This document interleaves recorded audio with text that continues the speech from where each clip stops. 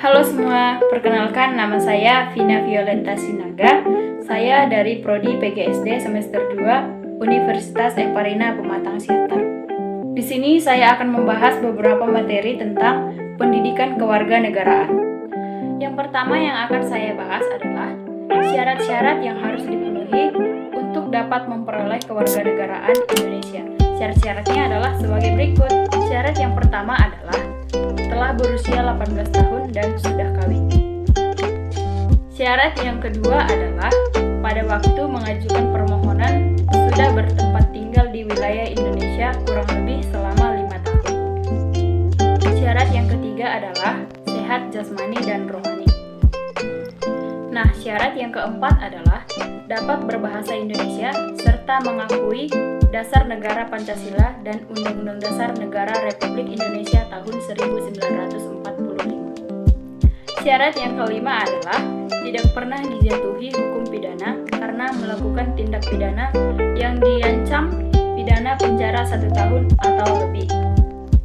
Syarat yang keenam adalah jika dengan memperoleh kewarganegaraan Republik Indonesia tidak menjadi berkewarganegaraan ganda. Syarat yang ketujuh adalah mempunyai pekerjaan atau berpenghasilan tetap. Syarat yang terakhir adalah membayar uang kewarganegaraan ke kas negara. Materi yang kedua yang akan saya bahas adalah perbedaan antara bipatrid dengan apatrid. Yang pertama, pengertian bipatrid. Bipatrid adalah orang yang memiliki kewarganegaraan ganda. Dua kewarganegaraan tersebut bisa terjadi karena anak lahir di negara A yang menganut asas ius soli atau berdasarkan tempat kelahiran.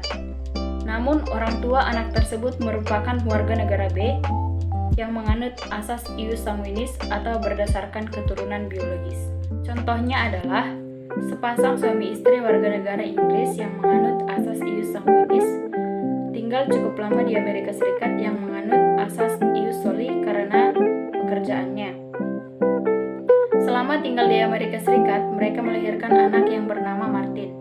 Karena Martin lahir di Amerika, maka Martin mendapatkan kewarganegaraan Amerika sesuai dasar hukum ius soli.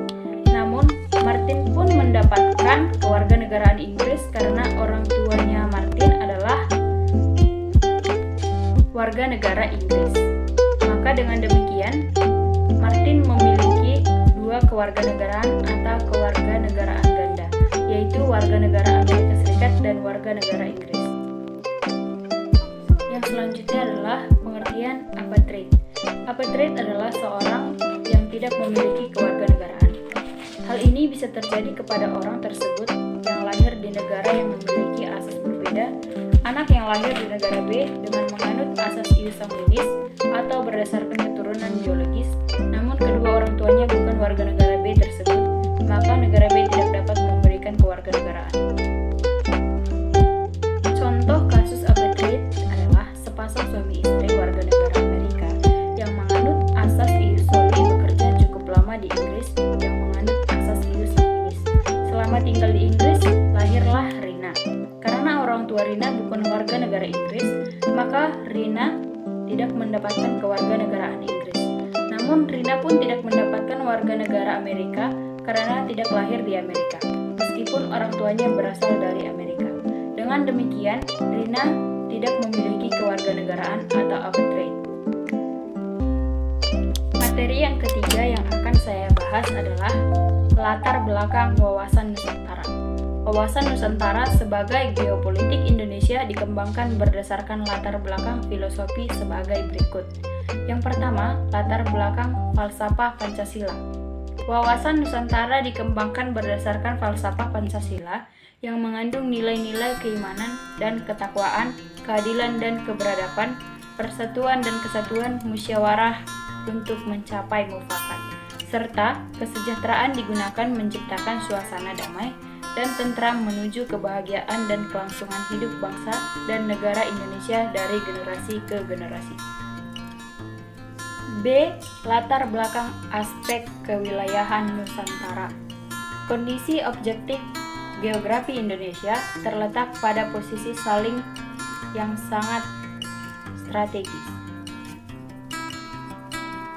Hal tersebut menjadi aspek yang melatar belakangi pengembangan wawasan Nusantara.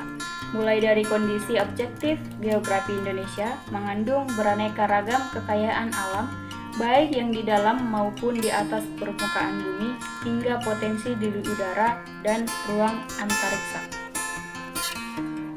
C. Latar belakang aspek sosial budaya.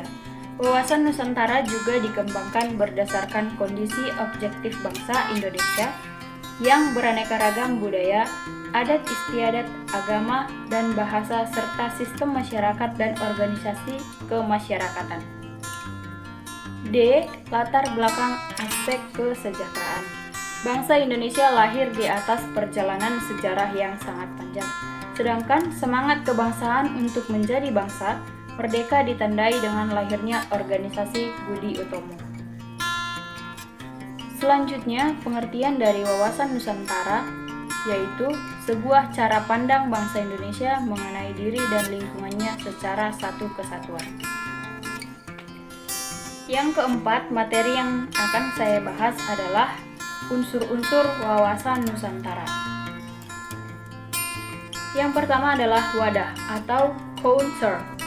Wadah kehidupan bermasyarakat, berbangsa, dan bernegara meliputi seluruh wilayah Indonesia yang memiliki sifat serba Nusantara dengan kekayaan alam dan penduduk serta aneka ragam budaya. Indonesia memiliki organisasi kenegaraan yang merupakan wadah berbagai kegiatan negara dalam wujud suprastruktur politik, dan wadah dalam kehidupan bermasyarakat adalah berbagai kelembagaan dalam wujud infrastruktur politik. Yang kedua adalah isi atau konten. Konten adalah aspirasi bangsa yang berkembang di masyarakat dan cita-cita serta tujuan nasional yang terdapat dalam pembukaan Undang-Undang Dasar tahun 1945. Untuk mencapai aspirasi yang berkembang di masyarakat maupun cita-cita dan tujuan nasional seperti tersebut di atas, bangsa Indonesia harus mampu menciptakan persatuan dan kesatuan dalam kebinekaan, dalam kesatuan kehidupan sosial yang berupa politik, ekonomi, sosial budaya, dan hankam. Isi menyangkut dua hal. Pertama, realisasi aspirasi bangsa sebagai kesepakatan bersama dan perwujudannya, pencapaian dan cita-cita dan tujuan nasional persatuan. Yang ketiga adalah tata laku atau conduct. Hasil interaksi antara wadah dan isi wawasan Nusantara yang terdiri dari tata laku batiniah, yaitu mencerminkan jiwa, semangat, dan mentalitas yang baik dari bangsa Indonesia. Yang kedua, tata laku lahiriah, yaitu tercermin dalam tindakan, perbuatan, dan perilaku dari bangsa Indonesia. Kedua tata laku tersebut mencerminkan identitas, jati diri, atau kepribadian bangsa berdasarkan kekeluargaan dan kebersamaan yang memiliki rasa bangga dan cinta terhadap bangsa dan tanah air, sehingga menimbulkan rasa nasionalisme yang tinggi dalam sebuah aspek kehidupan nasional. Materi yang kelima yang akan saya bawakan adalah hubungan wawasan Nusantara dan ketahanan nasional. Wawasan Nusantara merupakan cara pandang dan sikap bangsa Indonesia mengenai lingkungan dan bentuk geografisnya berdasarkan Pancasila dan Undang-Undang Dasar tahun 1945 untuk mewujudkan cita-cita bangsa. Sederhananya, wawasan Nusantara adalah pedoman atau landasan bangsa Indonesia dalam bertindak. Sedangkan ketahanan nasional adalah sebuah kondisi yang harus diwujudkan demi tercapainya tujuan nasional dan keutuhan bangsa Indonesia. Indonesia mempunyai beratus-ratus, bahkan mencapai ribuan gugusan pulau yang harus dilindungi dan dipertahankan. Indonesia yang merupakan negara maritim mempunyai banyak celah bagi negara asing untuk masuk dan memporak-porandakan Indonesia. Disinilah wawasan Nusantara berperan sebagai cara pandang dan sikap bangsa untuk saling menghormati dan toleransi untuk menjaga persatuan negara Indonesia. Ketahanan nasional pada umumnya dititik beratkan pada kekuatan militer dibandingkan kekuatan lain dalam membangun negara.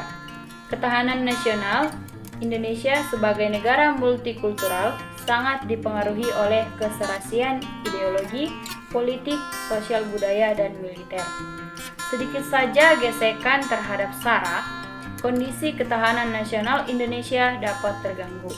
Maka, tidak jarang isu-isu yang dihembuskan oleh pihak-pihak yang tidak bertanggung jawab secara sengaja menuai konflik di berbagai daerah Indonesia.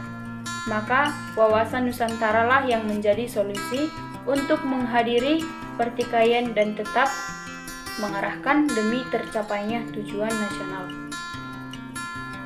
Kesimpulannya adalah, wawasan Nusantara adalah ide atau pedoman atau landasan bangsa Indonesia untuk mewujudkan suatu ketahanan nasional yang kuat dan tangguh guna menjaga, mempertahankan, mengembangkan, dan mencapai cita-cita Indonesia sesuai dengan Pancasila dan Undang-Undang Dasar tahun 1945. Sampai di sini dulu materi yang saya bawakan. Semoga bisa bermanfaat bagi kita semua. Sampai jumpa.